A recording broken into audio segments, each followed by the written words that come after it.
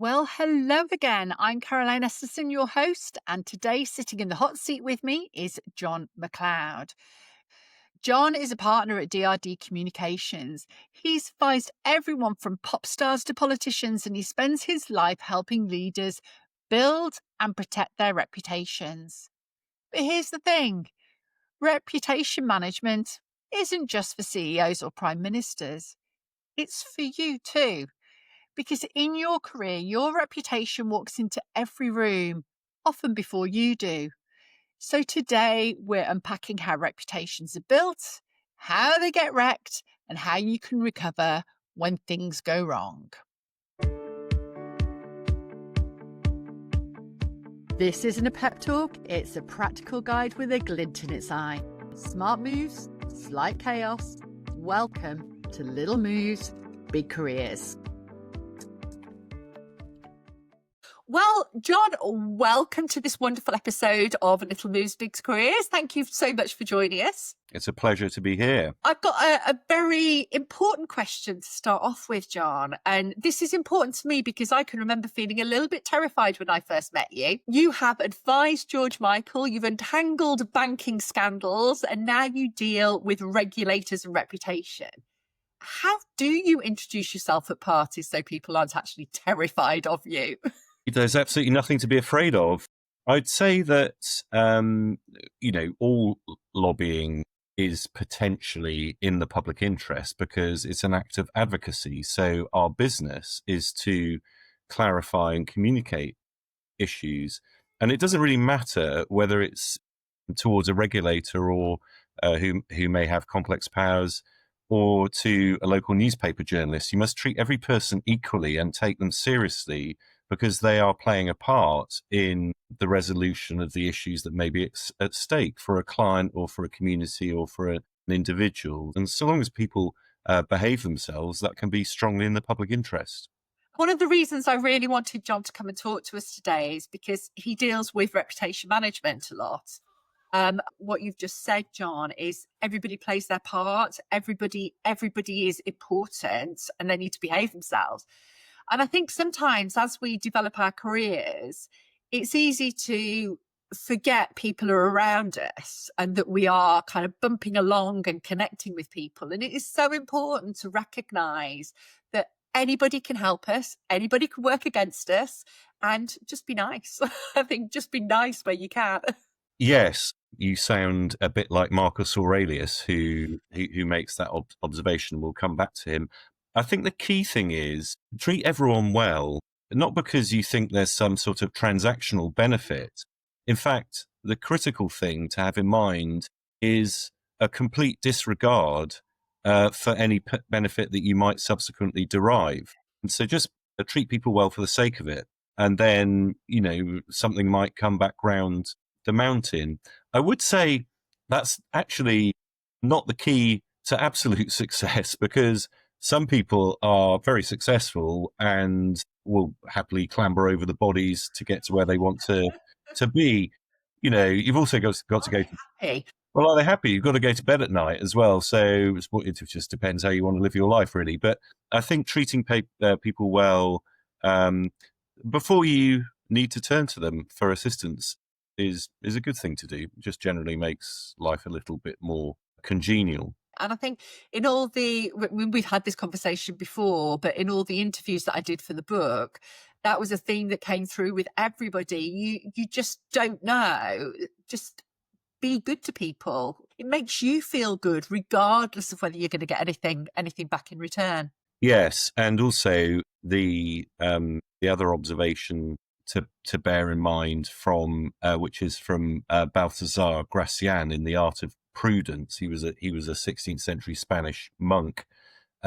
He also says, don't be a setting sun. In other words, don't hang around until people are no longer gonna turn to you. So I think there's a component of how you move up in your career, but also how to hold yourself gracefully, and also to be prepared to do the next thing. So understand the quality and value of progression, because it'll turn out to be a good thing in the long run. So there's that there are a number of sides to that career cadence, which I think is reflected in, your whole Little Moves, Big Careers idea, which is these movements which appear quite small can have quite a long-term determining effect on just how well you feel and how much you enjoy working. I mean, my view is that the purpose of work should be to enjoy working. Absolutely.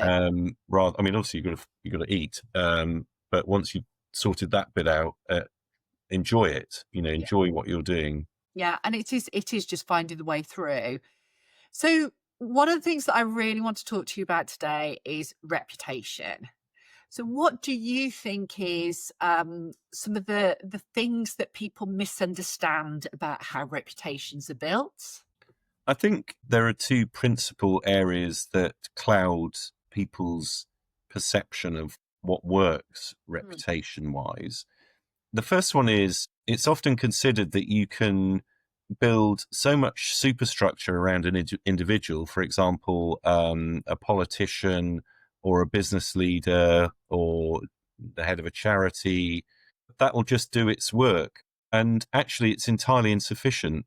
The reputation is totally contingent on the actions that the person takes. yeah. So, I mean, it's kind of University of the Bleeding Obvious, but if your words don't align with your actions, you're just not going to get anywhere. And I think that's quite often what happens both politically and in business in particular, where, I mean, it goes back to sort of Google's do no evil, which was their originating mantra, which I imagine they've probably dropped now.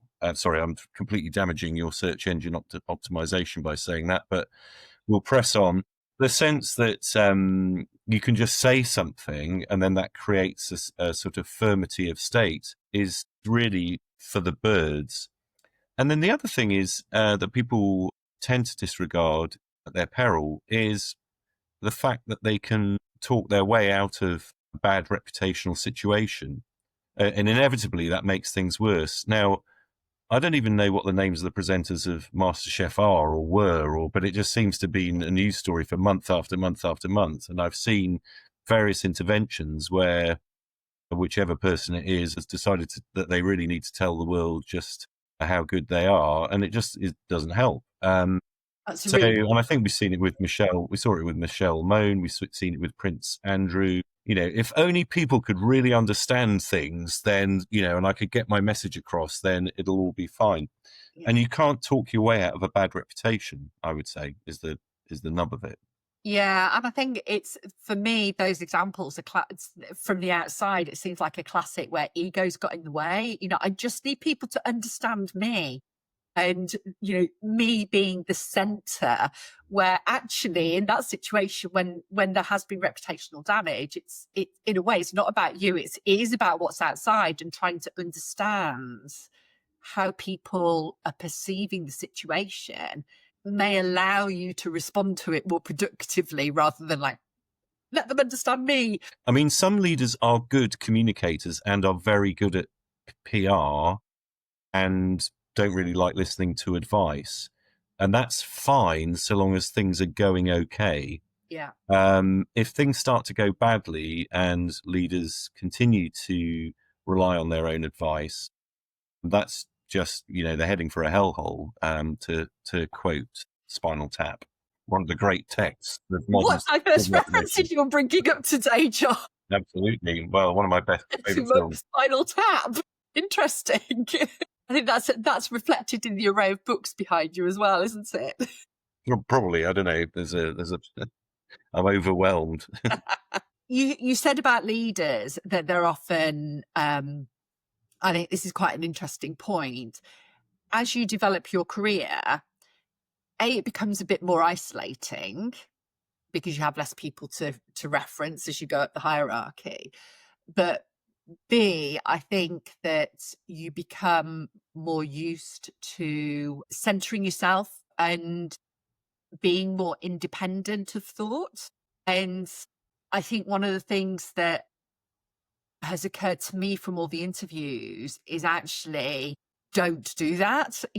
Constantly seek to have reference points and people around you that are going to champion, cheerlead, challenge you, no matter what level you are within the organization. Having those reference points keep you really grounded, and hopefully then it would stop some of the reputational damage that you often see with people as they progress.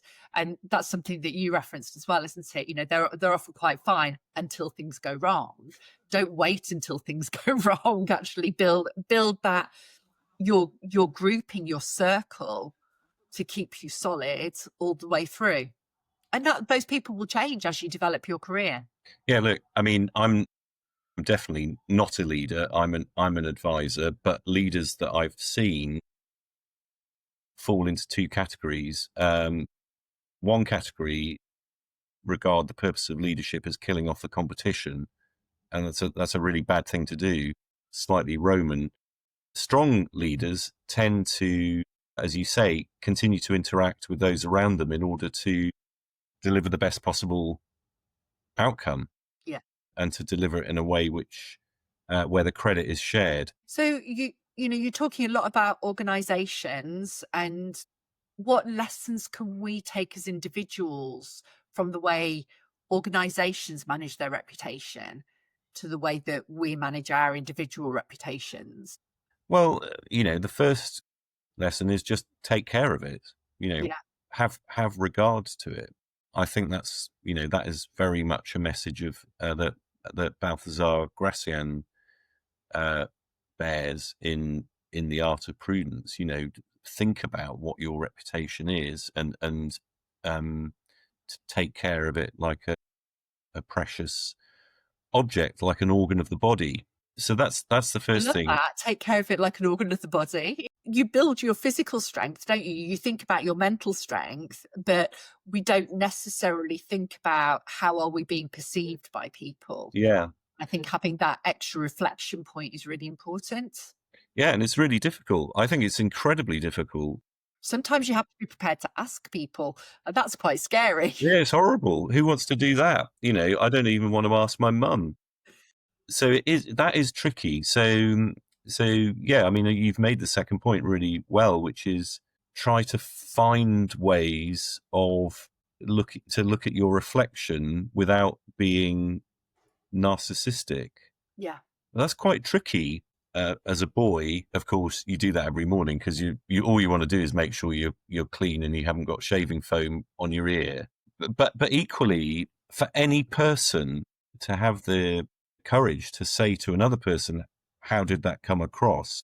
Or "Do you think I got the message across there?" Or "Am I being too harsh?" Or "Do you think I was too lenient on that person?" Or whatever it is. Those are actually very difficult questions to ask, because who on earth wants to hear the answer? Oh my God. I mean, it's like before the days of ubiquitous, audio visual recording. To hear your voice recorded or to see yourself Oh, yeah. filmed for the first time is horrendous. And also for a man losing his hair, to see himself from behind for the first time, to realize that it's running out, is a shock. It's not self-perception, because self-perception is actually bloody useless. Yeah. What do? We self-perceive all the time.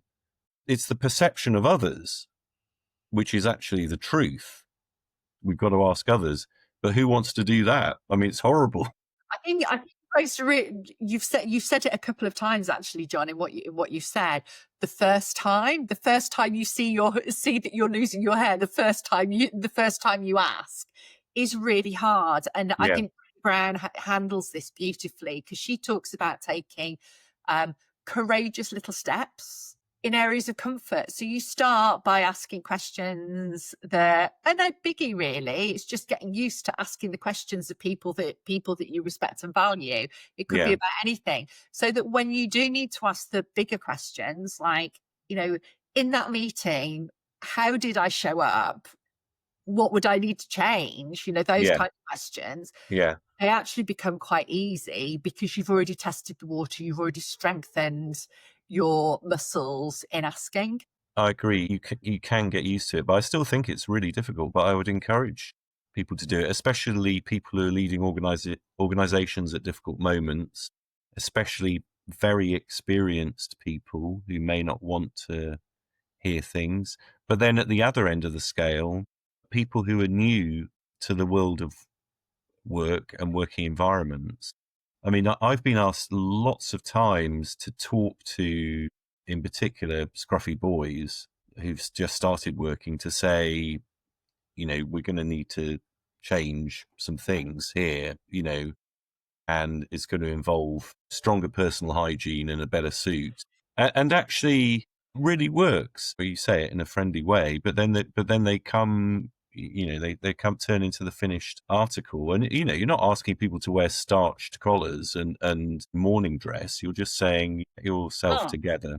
Yeah, smarten up in a way which suits you, but which is going to be respectful to your colleagues and your clients and your interlocutors. that's the thing, isn't it? It's about being respectful to others. Yeah. So when you're talking to these young people just starting out in work, how do you think the generations are changing from, maybe when you first started working? Yeah, it's a really interesting question. I mean, going back to the economic conditions when I entered the labour market, there was a recession and it was tricky. I worked as a security guard. I once had 3 jobs at the same time. I mean, at different times of day. So I worked in a bookshop in the morning, and in the civil service in the afternoon, and in the pub in the evening. But I still see that in people. I still see Still be in the young respect. people who will do work, who think I need to earn some money to get an education and whatever it is. So you do see that. I think there are strong opinions, which is good. There's a risk of there's a disinformation risk, which is difficult, but I think there's quite good awareness of disinformation risks amongst young people because they're sensitive to the conditions created by different platforms for providing news information, but there's still a kind of throttling effect of those platforms and the degree of control they exert. And also we've got AI slop as well, what's called AI slop, which is just stuff which is may or may not be true, but it's just kind of semi-digested content which is being spewed out. So it's tricky for their awareness. Do they still have that work ethic though, as part of your question? Yeah, I think they do.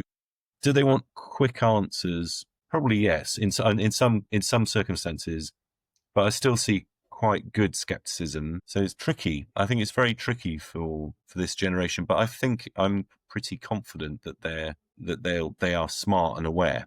And they have access to so much more information than we did as well. So that stretches your thinking. Yeah, you've still got to read it though, Caroline. Or At the listen end of the to day, it. Yeah, still got absolutely. to read it. So let's talk a little bit about what happens when it all goes wrong. What's the worst advice that you've ever heard from anybody after a PR disaster? Well, I think it's the sort of a bit like Francis Urquhart in the original House of Cards. He kind of consoles the Prime Minister when he's in the teeth of catastrophe that it's all going to be right. So this sort of, I think some of the worst advice is the false reassurance, which Yeah, and the is soothing. so there is an important responsibility to be frank with the person you're advising. So to draw a veil over the issue is not wise. But I think equally over encouragement to action, in other words, by default saying we've just got to get out there and get our message across. So I think a little bit of a reflective pause is always good. I think reflective pause is good for anything before Yeah, doing anything. yeah. Don't rush to action and see what you can do. But in the end, try and be as clear as you can. Yeah. Don't over explain. Do you think do you think there is such a thing as a good apology these days? Or have we just got so used to hearing people say, I'm sorry and not mean it, that it doesn't have the same weight anymore? Yeah, that's a good question. I think people are actually getting there because I do hear more people say, I'm sorry that, as a bit.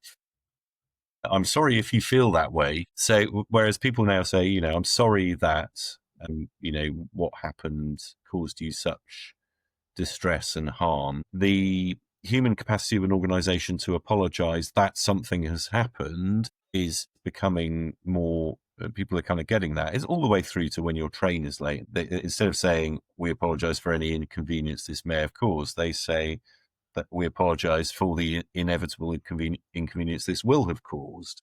And I like the fact that you get delay repay now, so I don't worry about it. Yeah, I'm a delay repay millionaire. It's every day, every journey You is trade travel for life. Monte Carlo for me. The fact that I'm stuck on a train most of the time is neither here nor there, but that's the life of people who have to go to and from London a bit. So in what we do, as you know, we're constantly talking to people about make the move, try something, go for it. Inevitably, that will mean that they try some things that don't work, that flop. So if people do have a career whoopsie of any kind, what advice would you give them for recovering? Yeah, well, two things. Firstly, I'd be completely open about it. So I would make sure that I didn't conceal it in any way, just put it on, put it on your CV or whatever, on your profile. Try to understand what happened. In other words, was it because you didn't like the people, or it didn't gel, or was it because the work was not quite within your skill set? Did it involve a technical aspect that you weren't ready for? In which case, is there some training you should do, or some vocational development? Just understand. So don't conceal what happened, but understand the circumstances. That level of reflection and analysis is vital, isn't it? I Yeah, remember speaking to a CEO quite recently, and he was saying that they regularly pops in on interviews because he wants to see the kind of people that they're recruiting in the business. yeah, And when he does, he's listening for that level of understanding and self-awareness and challenge. yeah, And if he doesn't get it in the interview, he's probing and probing and probing for it. And you're much more yeah. likely to get the job if you're owning things than if you're trying to hide them. Yeah, and just say, look, this is what happened. These are the circumstances, and actually afterwards, I had to think about the role and realised that I needed to train in, I don't know, to get more knowledge of how social media works, or presentation skills, or I don't know, whatever the missing thing Exactly. was. And I think if you're still within the company, the same rules apply, don't they? It's Yeah, own up, it's learn from it, and work with people to resolve it as quickly as possible. yeah, agreed. And if it's early stages or a stepping stone stage, and something happens, and you make an error of judgment, I mean, it really needs not to point to dishonesty, Yeah. for example. I mean, that's you kind of, Dishonesty or incompetence is yeah. I mean, those are slightly difficult. yeah, I think that if it's serious wrongdoing, if it's dishonesty, all of those things, I don't think you can ever garner your full reputation back. There's a tarnish there, isn't there? And it affects people's trust in you. But I think what you said about in early careers, I think is really important, John, because the level of it's about the level of risk, isn't it? The level of risk is much less in your early careers. So it is an opportunity to be trying things and stretching yourself much more safely than when you're, say, middle management, you're managing a budget that actually has huge business impact. Agreed. Yeah, and a younger person is subject to supervision, so Mm. there'll always be some form of mitigation in relation to the quality of supervision, and obviously in regulated professions, that supervision and its existence is absolutely binding. And indeed, it will be in a law firm, for example, it would be the partner that bears Yeah. responsibility for regulatory breach in many cases. So there is recognition implicit in professional regulation and in career ladders that younger people may make mistakes which are not entirely of their own doing, and there needs to be some leniency towards them in those circumstances. Yeah, definitely. And you see that happening all the time in organizations. And I think now is a time where people are really being encouraged to stretch their boundaries as much as possible, which is good. I think that's good. Small shifts, sharp impact. These are quick-fire career moves real things you can do before your next coffee refill. So, John, in this section, we usually like to summarise 3 key pieces of advice for people in their career. If we're talking about reputation management, what are the 3 quick pieces of advice that you can give that people can act on straight away? Yeah, well, the first one is no one ever reads anything anymore. So if you bother to read something, and you turn up to the meeting, you're miles ahead. So that's easy. Everyone can do that. Just get up Nice. I like that one. half an hour earlier and just read the stuff that you're going to be talking about in the meeting. The second one is, as Woody Allen says, or said, 80% of success is showing up. So make sure you go to the events that might be optional or an added extra, the third fringe meeting of the day at the conference or whatever it is. But just make sure you're there. And also sit at the front and ask a question, I would say. Always do that. And then the third piece of advice is beware of false advice. Yes, so take everything John says with a pinch of salt, reflect on it and decide whether you think that's of value to you. I think that's the key there, isn't it? Good point. Yeah, good point. Brilliant. Thank you, John. This quote has the right vibe and the completely wrong advice. So let's fix that before someone puts it on a mug. Actually, my career quote crime is not actually words, it's intonation. Okay.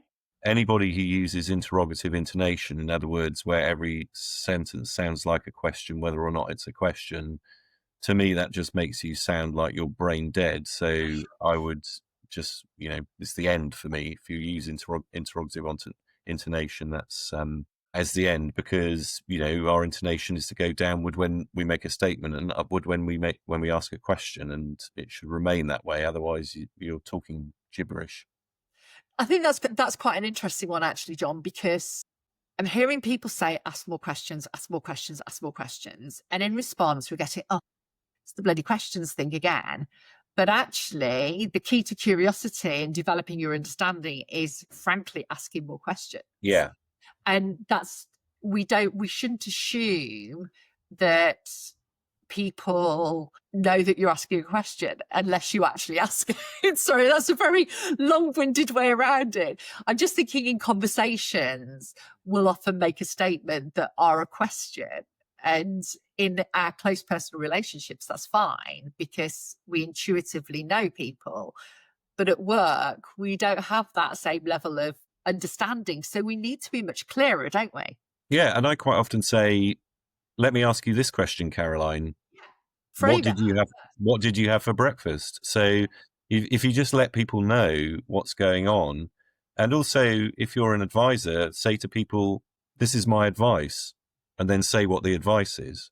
So just give people the opportunity to tune in, especially if people are on like conference calls and that sort of thing, these, or Teams calls, these people zone out. Of course they zone out, reading their WhatsApps or something. So just bring them back, say their name and tell them what you're saying. So, Caroline, this is my advice.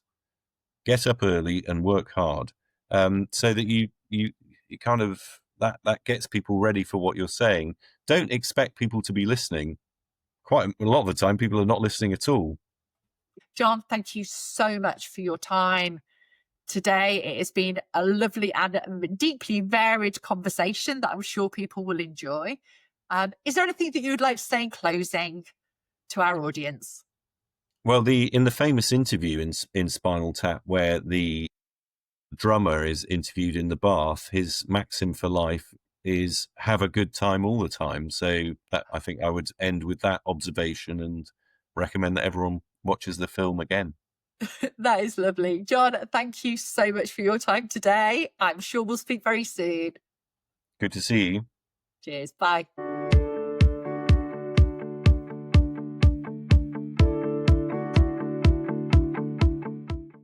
So, what did you take from John's world of high-stakes lobbying and crisis comms? There were 3 things for me. Firstly, reputation isn't built on spin, it's actually built on consistent action. It's the story of little moves, big careers. Second, don't wait until a crisis to check how you're showing up. Ask, reflect, and adjust early. And finally, own your mistakes and learn from them. A career whoopsie handled well can actually build your credibility. Reputation isn't a PR job, it's a career job. Every choice, every little move you make adds up to the story people tell about you when you're not in the room. So remember, make your move, even if it's tiny, especially if it's tiny. Until next week.